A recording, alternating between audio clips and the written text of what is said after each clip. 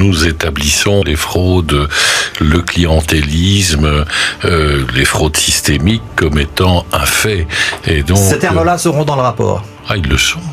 Ils le sont, noir sur blanc.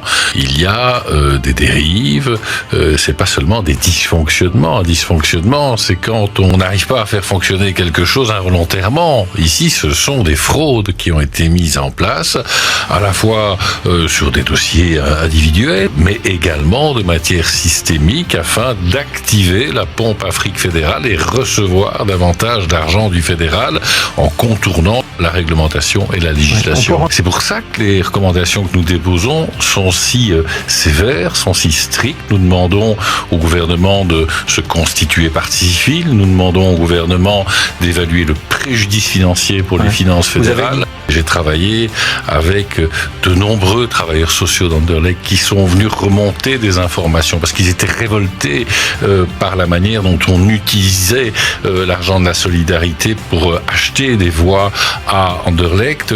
Et d'ailleurs, je dois vraiment souligner le courage de ces travailleurs sociaux, et je veux profiter de votre micro pour avertir le bourgmestre d'Anderlecht, le directeur général du CPS d'Anderlecht et son équipe, que si d'aventure une pression détestable, comme elle s'exerce sur un certain nombre de personnes qui sont par cela suspectés d'avoir transmis au Parlement et à un certain nombre de parlementaires d'informations, si cette pression devait continuer à s'exercer de cette manière-là, je leur promets qu'ils n'oublieront pas mon nom. Sur quel point précis vous allez saisir la justice ? Je vais produire ce qu'on appelle en droit une dénonciation, que je vais transmettre au procureur du roi jeudi par porteur. Plus de 60 pages de travaux seront envoyés au procureur du roi, puis à la justice de faire l'enquête. Moi, je suis allé au bout de mon travail parlementaire. Les parlementaires ont fait un travail énorme. 60 heures d'audition, 60 heures de débat